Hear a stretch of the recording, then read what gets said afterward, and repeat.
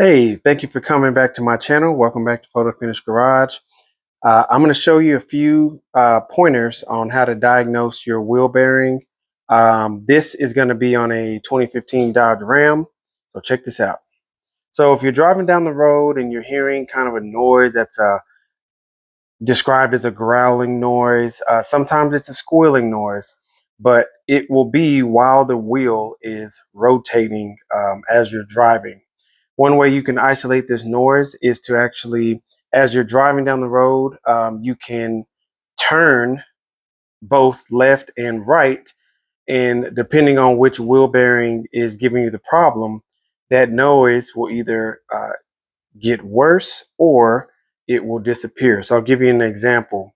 I'm dealing with a right front wheel bearing that I was diagnosing earlier as I was driving the vehicle and I was turning to the left, like doing like a kind of, if you're zigzagging down the highway, you can actually, when you load up all the weight on the left front wheel, that growling noise actually goes quiet on the right front wheel because you've shifted the weight of the vehicle to the opposite side. Now, on the flip side of that, when I was turning to the right, you can hear the weight of that growl kind of get pronounced. All right, I'm in a Ram 2015 1500. I hope that this is coming through on the microphone.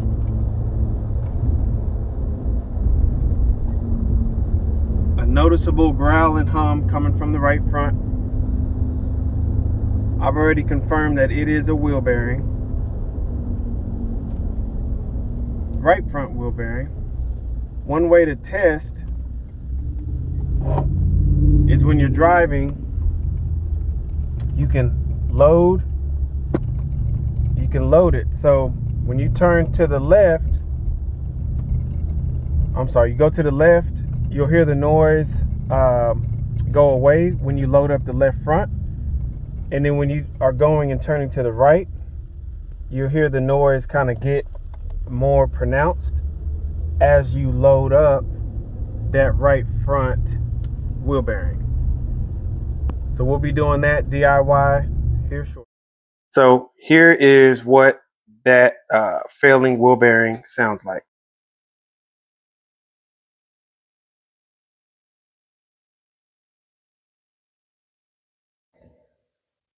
It is a growling noise, okay? Also, I have excess play, and it's not my ball joint.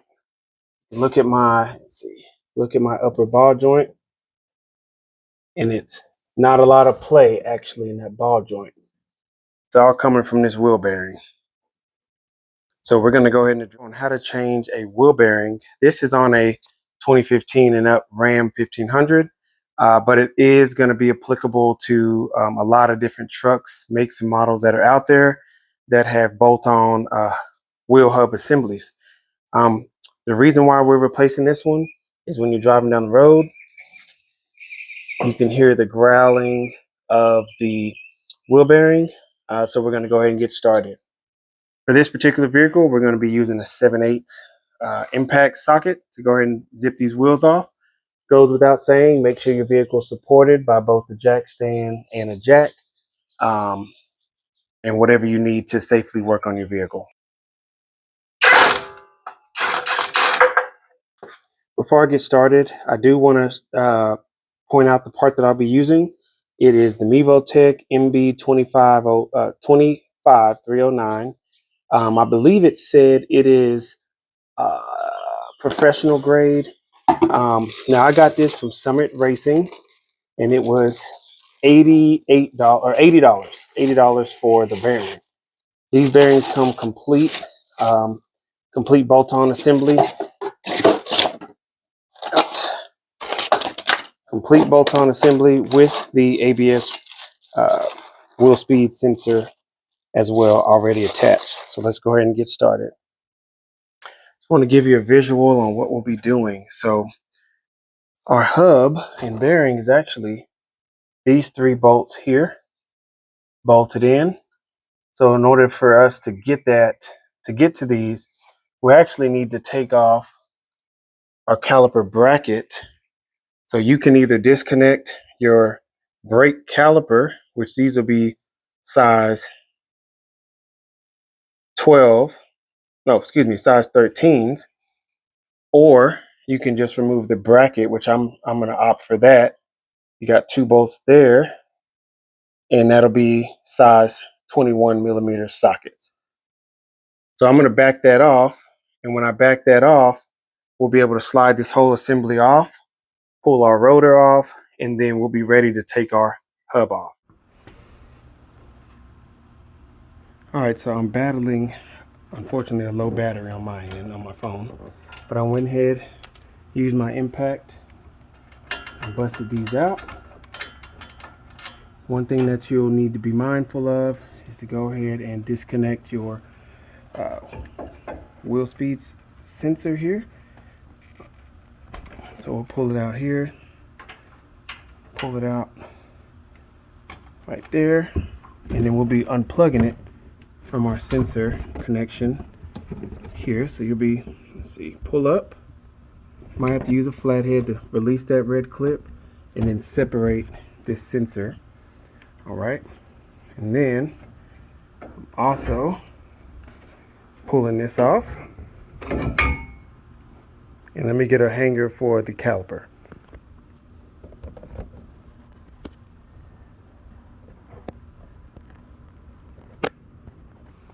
Alright, so after you pop it up with the flathead, we're ready to push in, pull out, and release.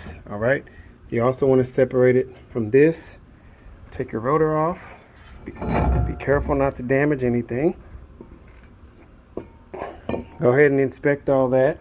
And this is what we're dealing with. And listen to that.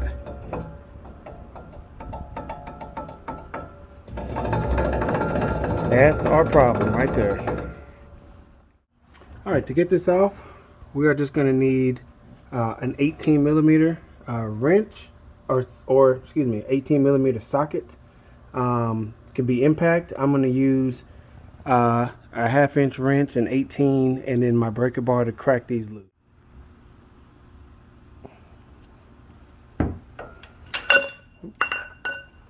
That's one.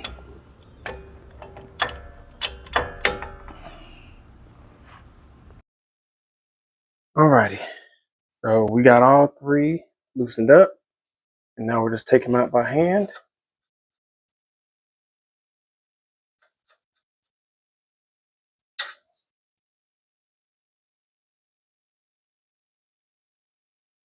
Let me double check something here. Let me put you down. I'll be right back.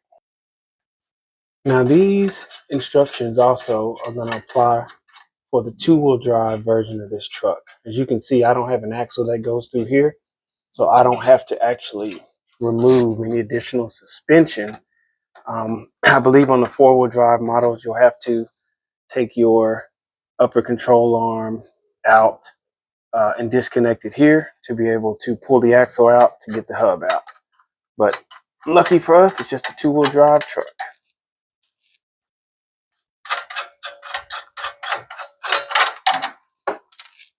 All right. Yeah, this truck is going to need a lot of work, man. Ball joints. I'll be doing the shocks next. But, okay. So as you can see, we're ready to pull our hub out. Now, if you live in a northern area, I'm in Texas. But if you live in a northern area, you're probably going to be dealing with rust. And watch your backing plate there. And there you go. All right. So go ahead and clean that up. I'm going to go get some 0-aught steel wool and kind of clean that up. Put some anti-seize on there, and we'll go in with our new one. There's our old wheel bearing.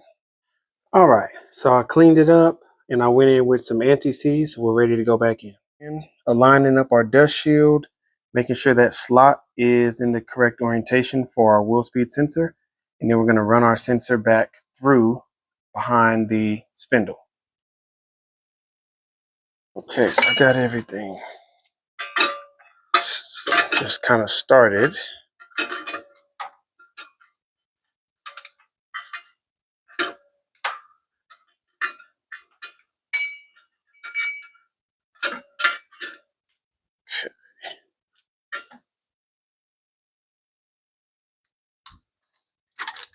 And then that's going to be routed, back up here, back up there, and then back up to our connector. So let's go ahead and get this secured. Okay, the torque specs for these 3 bolts are going to be 134 foot-pounds.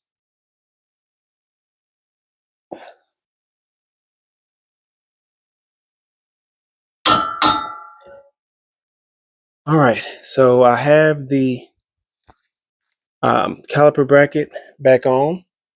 All right, so these are going to be 130 foot-pounds of torque to get these caliper bracket bolts back on. So let me go ahead and torque these down.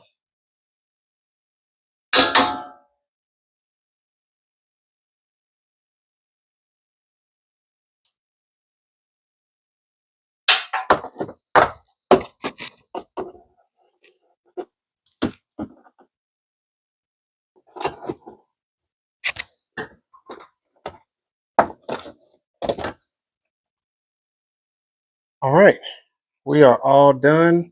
This total job was probably, I don't really know, maybe 20 minutes if you get all your tools organized. So